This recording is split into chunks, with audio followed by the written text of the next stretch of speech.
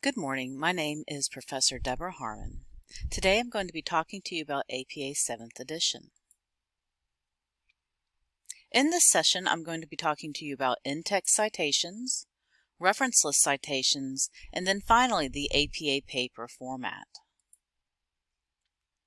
One important distinction I wanted to point out is that this session is going to be focusing on APA 7th edition. The APA 7th edition came out in October of 2019, and there are a number of changes between the 6th edition and the 7th editions. So make sure you clarify with your professor whether you're using the 6th edition or the 7th edition. Again, this session is focusing on the 7th edition of the manual. So the first thing we're going to talk about are APA in-text citation. One thing to note about in-text citations in APA is that these are the citations within the actual body of your paper itself. So this is how you let your reader know that, hey, I'm pulling this information from somebody else. And this is always also going to correspond to a list in your reference list. So you'll have the in-text citation element and then your reference list. So with APA in-text citations are a name-date citation style. So every time you have a name, you'll have a date that follows right after it. So one of the things that impacts our citation is the number of authors we have for that source. We have two major scenarios. We either have 1 to 2 authors or 3 or more authors. First, let's examine 1 to 2 authors. 1 to 2 authors is pretty straightforward. Every time you have 1 to 2 authors, you write all the authors' names out and the date.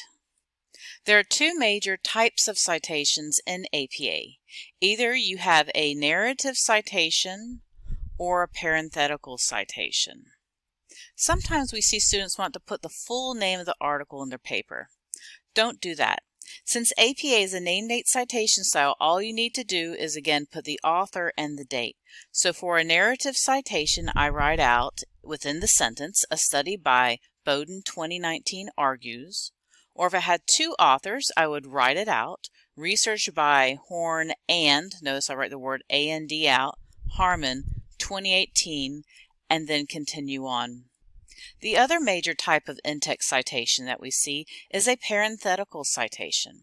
So this is kind of like a little abbreviated statement at the end of our either quote or our paraphrase.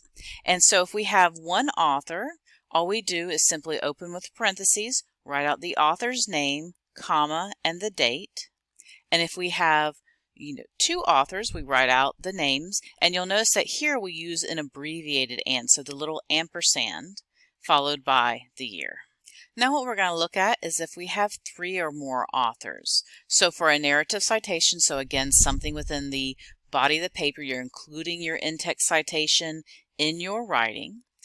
I'm going to write out according to Harmon et al. So notice if you have 3 or more authors, you list the first author, and this is followed by this phrase et al. So E-T-A-L period, and then the year. If you identify a citation with 3 or more authors for the first time in a parenthetical, so that little abbreviated version at the end of your either direct quote or paraphrase, you'll include Harmon, the first author, again, followed by et al., period, a comma, and then the year. One thing we sometimes see students try to do is take an individual article and then reorganize the authors so that they're alphabetical. Don't do this. The person who is listed as the first author is the one that did the most work, so they get first credit. The next thing I'm going to talk about is direct quotes. So a direct quote is when you pull text exactly as it's written in the original source, put it in quotation marks, and then include that into your paper. APA has some very specific rules for what you include in the in-text citation for direct quotes, and now we're going to talk about it. So in APA for a direct quote, you need to have 3 primary pieces of information. You need to have the author, the date, and then a page number. So let's examine this a little bit more closely. So for a narrative citation, so one that is written within the text of my paper, I articulate the author and then the date, and then I include the quote, and at the very end of that I include the page number. One thing that you'll notice is that instead of putting the period right before the quotation mark, which a lot of people do, you actually put the period at the very end of the page number statement. Now with a parenthetical citation, again, that's that little abbreviated version of an in-text citation. What you do is you include all that information together. So at the end of the quote, I put the author or authors, the date, and then the page number, and then follow that with a period. Now sometimes when we're doing our citations, and these are direct quotes, we don't have page numbers. So what we do instead is we include the paragraph number. So if you're using a website, for example, what you can do is count down the number of paragraphs, and then wherever you pulled that direct quote, you can put paragraph, P-A-R-A period, and then the paragraph number. So now we're going to talk about paraphrases. Paraphrasing is effectively when you put something you've read into your own words. This isn't just changing out words like with the thesaurus. This is really kind of synthesizing and putting something that you've read into your own words. What you'll notice with your writing is that as you progress, a lot of times we start out, we're using a lot and leaning more on a lot of direct quotes, but as you advance in your studies and you advance as a writer, you'll notice that more and more you will be paraphrasing. So for a paraphrase, all I need is the author or authors and the date. So if this was 3 or more authors, I would do Jones et al. 1998, but since this is only one author, all I need to include is Jones 1998. And if I did the parenthetical, all I need to do is include the author or authors and the date at the very end of the parenthetical. Again, there is no need to put a page number on a paraphrase. Next, let's talk about abbreviations in APA. So when dealing with in-text citations, sometimes what we have, instead of having an individual who's authored a work, sometimes we'll have an organization that has authored something. A lot of times you'll find this on reports or things that you find on the web or websites. And for many of these corporate authors, they will have common abbreviations. So for example, the American Psychological Association is the APA, the National Library of Medicine is the MLM.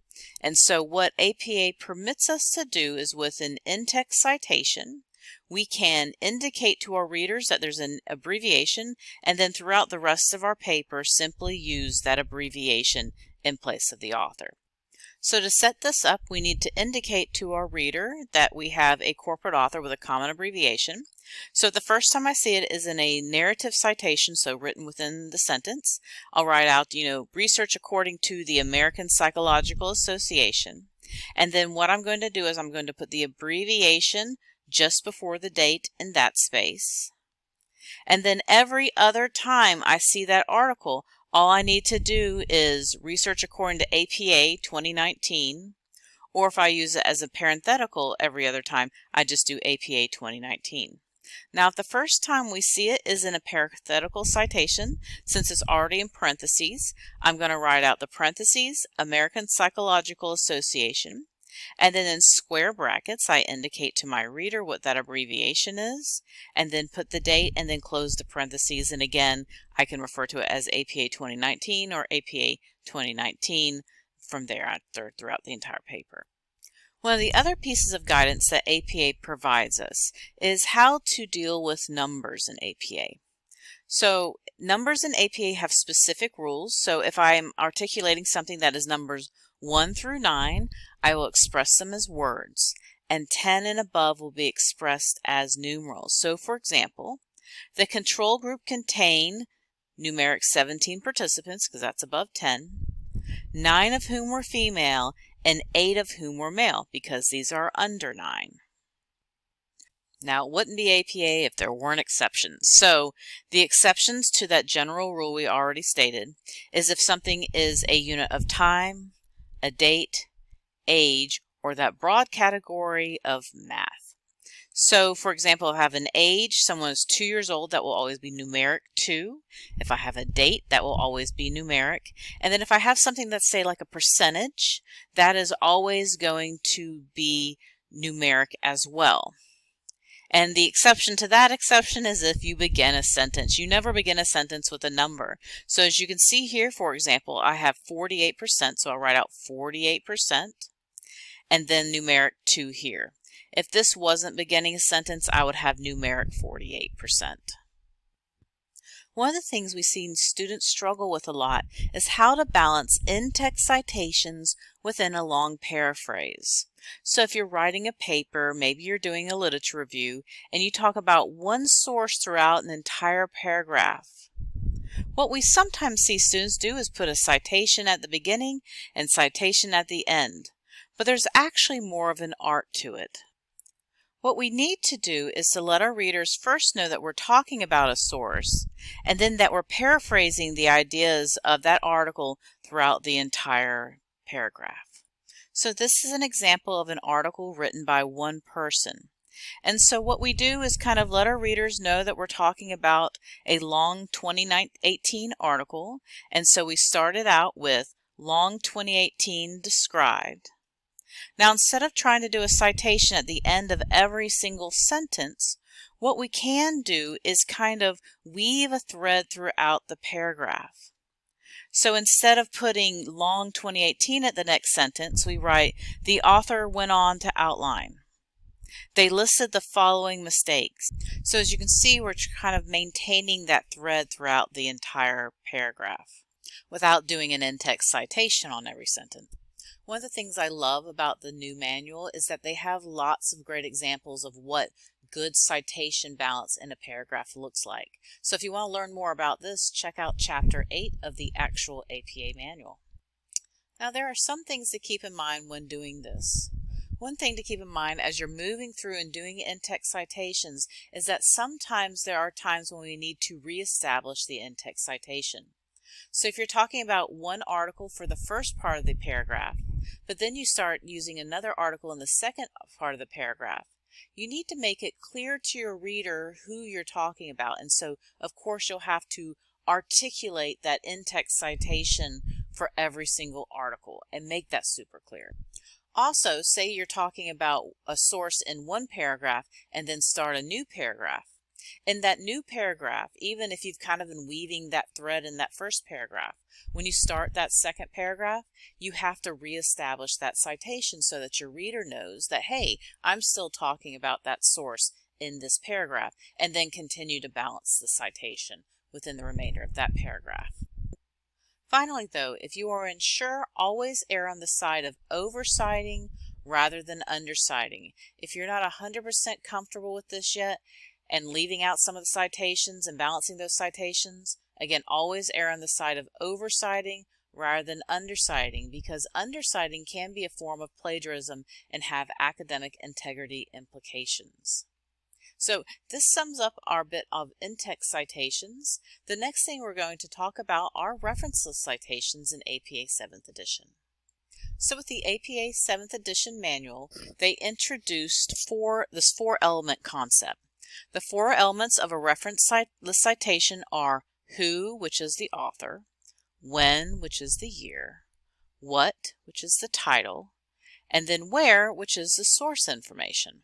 In this portion of the presentation, I'm going to talk about how to cite journal articles, books, and then finally websites.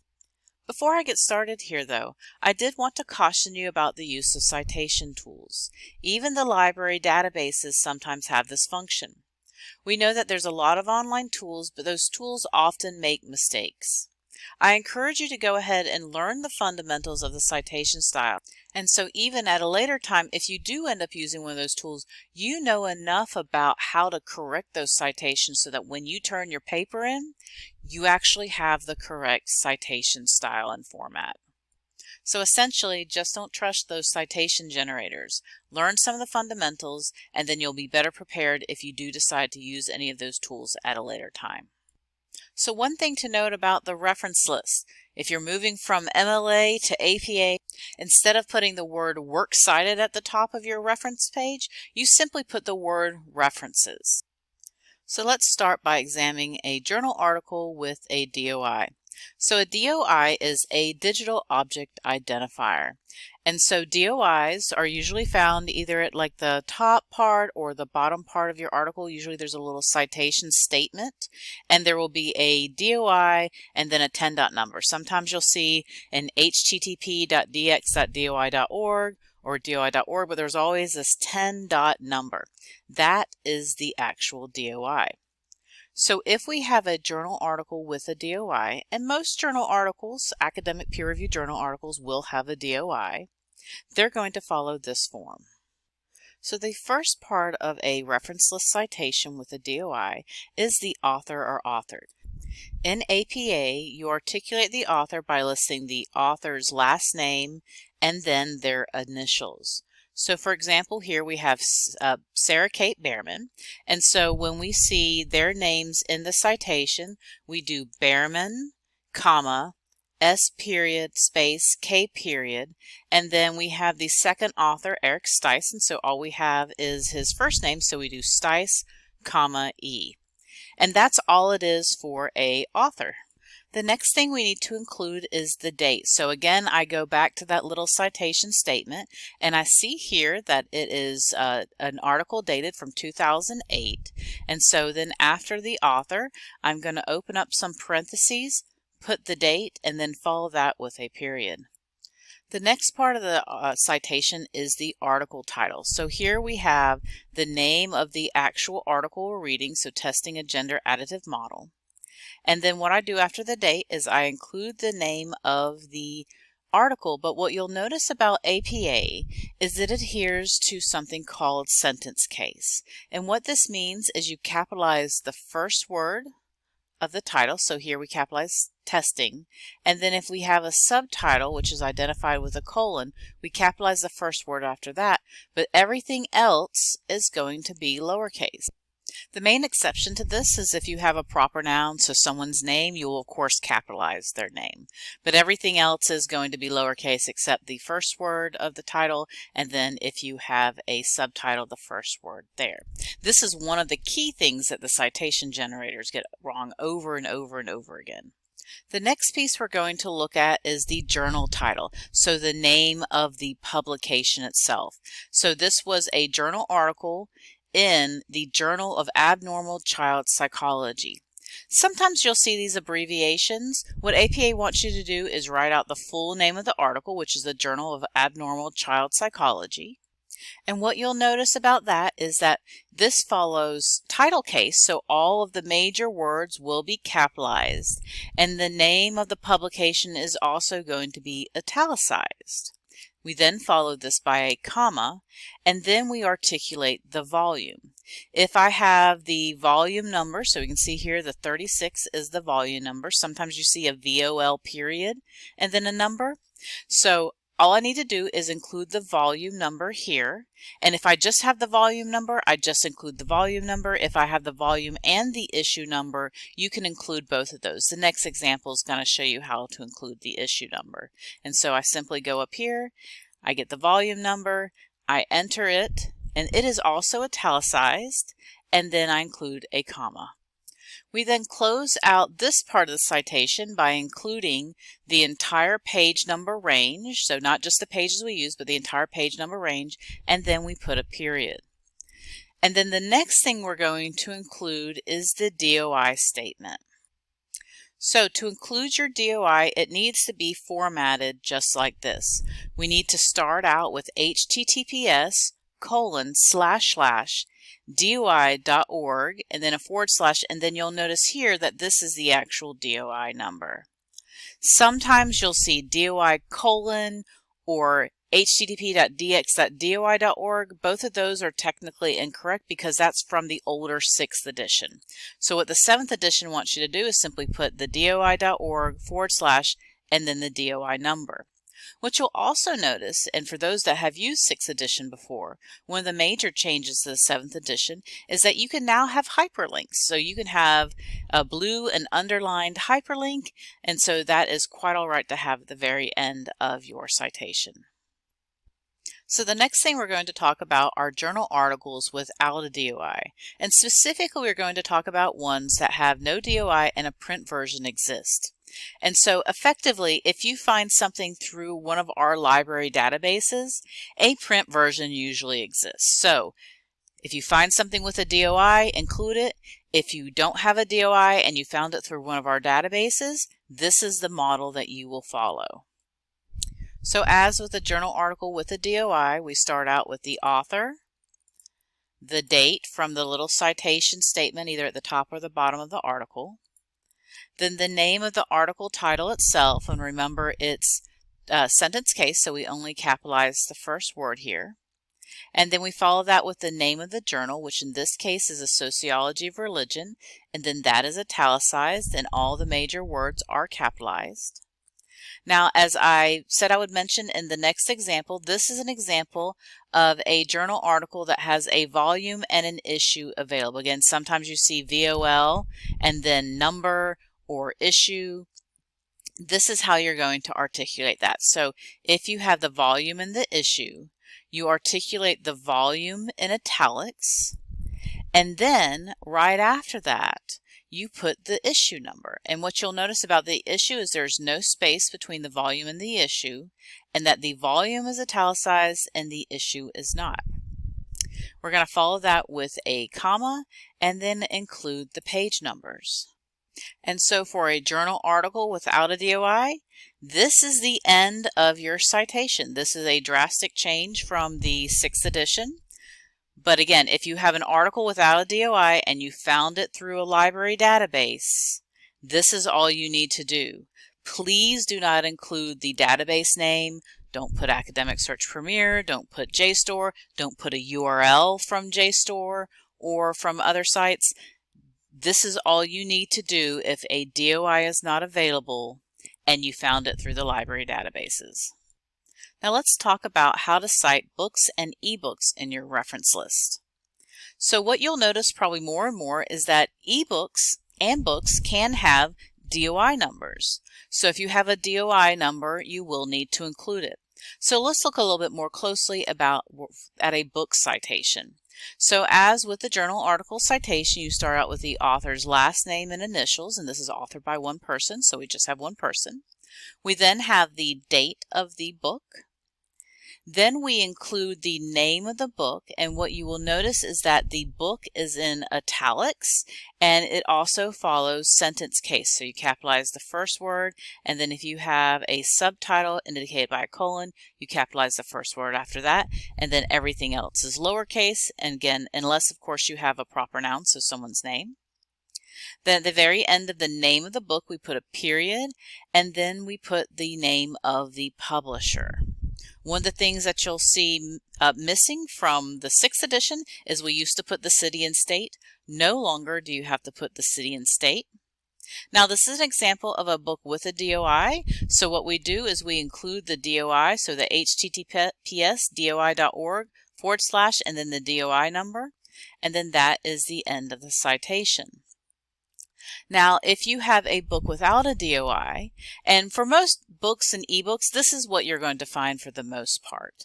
And again, so print books or ebooks from academic research databases. So if you go into the library catalog and you find an ebook, this is how you're going to cite it.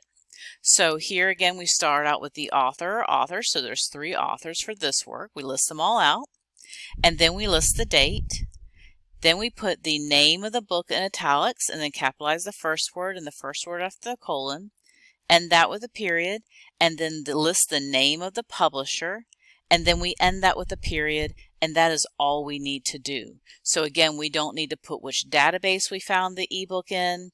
It doesn't matter. So this is how you cite print books as well as books without DOIs. So next we're going to talk about how to cite websites. As we kind of mentioned earlier when talking about in-text citations, sometimes you have a corporate author. And so if you have something that was, say, published by the American Nurses Association, and you can't find an individual person who authored it, you can list the American Nurses Association as the author. And so, for example, here I include the corporate author, and then there was no real date for this site, so instead of including a date, you can put N period, D period, though do try to find a date. I close this with a period, and then I'm going to include the name of the page that I'm looking at. So for example, if I was looking at the Nursing Excellent page, I would list out the name of the page that I'm citing from.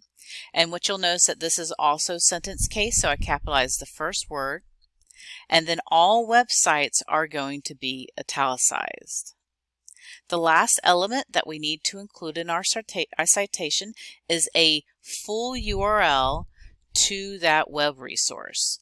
What you'll notice about this is there's no longer an access date or retrieve by. You don't have to put that, just simply put the URL, and then that can be a hyperlink. So that can be blue and underlined on your reference list as well. So one of the newer things for websites in APA 7th edition is if you have a corporate source, you will include that. So for example, here we have a work authored by this individual. And so we include their name followed by their initials. And since this is a page that kind of changes over time, it's more informative to our readers to include the year as well as the date. And so we have the date as well as the year. We'll then put the name of the page in italics. And then this is going to be one of the big differences between the 6th and 7th editions. So since we have a source that is different from the individual author, so here the source is NPR, we include that here and follow that with a period. Now if this has been authored by one person and was sponsored by the American Nurses Association, I would put the individual's name here and then include the American Nurses Association here. But when the author and the publisher are the name, I can omit the publisher in the source element.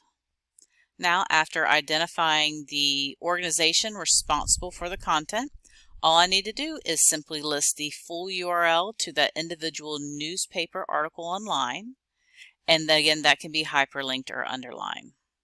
So the final example is something published by a governmental agency. So this is something published by the Center for Disease Control and Prevention, the CDC. And so we start out by writing Centers for Disease Control and Prevention, period. Then we put the year of the resource, period, the name of the page, and again you'll notice that the first word is capitalized and all the other words are lowercase except when we come to the United States because that's a proper noun, and that the name of the page you're looking at will be italicized. And then the source piece, we include the agency that the Center for Disease Control and Prevention falls under. So in this case, it's the Department of Health and Human Services, so they are the corporate source. We end that with a period, and then we put the full URL to that individual page, and again, that can be hyperlinked. So I really kind of just talked about the main types of reference list citations. There are so many more different varieties, and again, I encourage you to either look at the APA manual, our resources, or the APA style site itself. At the very end of this presentation, I'm going to show you some of my favorite resources for helping with MLA reference list citations. The next thing we're going to talk about is paper format. APA has very specific rules for how papers are formatted. In the 7th edition, there are two primary types of paper formats. One are student papers and the other a professional paper. Unless articulated by your professor, I would go ahead and just format your paper as if it was a student paper. It is worth noting that there are some significant changes in paper formatting from the 6th edition to the 7th edition. So one of the great things is if you don't have a copy of the manual, you can find some of their resources online with sample papers. And then as time goes on, they're going to include more sample papers online, including qualitative, mixed methods, and literature reviews. So let's look a little bit more closely at how a student paper is formatted in APA 7th edition. In APA 7th edition, you start out by formatting your paper by simply putting a page number at the top of every single page. If you've used APA 6th edition before and you've had something called a running head, you don't have to put that in your header anymore for 7th edition. The next thing we're going to do is come down 3 or 4 spaces as articulated by the manual, And then we're going to put the full name of our paper. The name of your paper is going to be bold, and since it's title case, that means all the major words of your title will be capitalized. You then include another space, and everything here is going to be double spaced. And then it has some additional information for what it wants to see on your home page. The next thing we're going to include is your name, and then your department and your university, the course number and title, your instructor's name, and then the date. For most USC Aiken papers, you will generally put the honor code at the very bottom of your paper and then sign and date that. That is not an APA specific rule, but most papers at USC Aiken will include that on the bottom of their title page. Now your first page of your paper, again we have the page number in the upper right, and then we're going to start out with the name of our paper. You will notice that the name of our paper, we're going to include that in bold just like we did on the first page, and then all the major words are going to be capitalized. And again, you don't want to put the word introduction here. Make sure you are putting the name of your paper. And then throughout your paper, you may include these things called heading levels. I'm going to talk a little bit more in depth about them in a minute and how to format them. But there are different ways that you can kind of break up your paper and help communicate to your reader when you have a major topic or when you have a subtopic. Before we move on to talking about headings, I did want to show you what a reference page looks like. Again, we have the page number in the upper right-hand corner, and this comes at the very end of your paper. You'll have the word references in bold at the top of your reference list, and then you're going to include in alphabetical order going down all of the resources that you used in your paper. You'll notice that for all of these resources, it is double spaced, and all of the reference list entries have a hanging. And again, it is okay to have hyperlinks on your reference page. Now let's explore the heading levels in a little bit more depth. So effectively, the heading levels are the different sections of your paper that communicate to your reader if you're talking about a major topic or a subtopic within that paper. So there are different rules to help dictate what level heading you're actually looking at. So most papers have a level 1 heading, and so a level 1 heading simply will be centered, it will be bold, and all the major words will be capitalized. Now if you have a level 2 heading, so you have a subsection of that major section, to indicate to your reader that you have a level 2 heading, what you do is you left align your text. The heading is going to be bold, and you capitalize all the major words, and then your text is going to begin on the next line. Now, most papers will have level 1, sometimes you'll have level 2. It's more rare to have level 3 in a student paper, but it is a possibility that you might have it.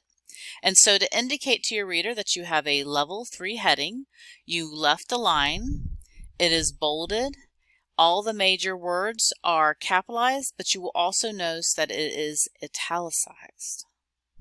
So the final thing we're going to talk about are some key new things with the 7th edition. So the 6th edition was your guide to clear and concise writing. What I really enjoy about the 7th edition is they now have expanded that to be your key to clear, concise, and inclusive writing. On Chapter 4 and Chapter 5, they have a guidance as to how we can be more inclusive. With the 7th edition is the recommendation of the use of the singular they. I'm going to go ahead and read this out because I think they articulate it so nicely. Writers should always use the singular they to refer to a person who uses they as their pronoun. Also use they as the generic third-person singular pronoun to refer to a person whose gender is unknown or relevant to the context of the usage. So it is acceptable to use they, them, their, theirs, themselves, or themself. What I also really enjoy about the new manual is on page 121, they include a chart with some examples, and strategies for including they as a generic third-person pronoun. The other thing they talk about in Chapter 5, they go into great detail about updated guidance on reducing bias by topic, specifically age, disability, gender, racial and ethnic identity, sexual orientation, and socioeconomic. For example, if you're working on a study, they now recommend that instead of using the language under 18 or over 65, that you are specific about the date range. So again, if you want to learn more about this, please consult with Chapter 5 because they do have some updated guidance for bias-free language. So how do you get help with APA 7th edition? The APA Styles Guide is actually very, very good. They have excellent examples. They have excellent sample papers. I'll show you that in a second. The library also has a number of help resources. We have updated our library APA handout for 7th edition. We have a citation page with more information. And as you're experiencing right now, the APA writing room workshops will all be 7th edition moving forward. As for locating resources out on the Wild Wild Web, do make sure that if you are looking for resources, that you are focusing on things updated to the 7th edition, not the 6th edition. There's still a lot of noise out on the internet with the 6th edition, and there are such significant changes between the two editions that you can't rely on 6th edition materials to help guide you for appropriate citation for 7th edition. One of the sites on the open web that I think has done a really great job with the 7th edition is the Excelsior OWL APA page. One thing I will caution you about is our old friend, the Online Writing Lab by Purdue. There are significant errors on their site for APA 7th, and so at this time I cannot recommend the OWL at Purdue's website for 7th edition citation materials. But the Excelsior OWL does have some really excellent resources that are pretty good. So to get to all of these resources, you can go through the library's homepage. So if you go to library.usca.edu, and if you come over here to the right under Research, the 1, 2, 3, 4th link down says Citations. And once you click on that, you'll be taken to our central page for citation support at the Greg Graniteville Library. And you'll notice that the third tab over says APA 7th edition. On this page, you'll find access to our quick reference guide, which you can use to help you format your references, video tutorials, citation basics, some information on paper formatting, and then also we have links over here to some of the great resources available through APA's page and the Excelsior OWL page. So this concludes my overview of APA 7th edition. Again, my name is Professor Harmon, and I am one of the instruction reference librarians over at the Greg Graniteville Library. If you need our help, go ahead and reach out to us. My email is deborah.t@usca.edu. Alternately, you can access us by going to our library's homepage and reaching out through the Ask a Librarian page. Happy searching!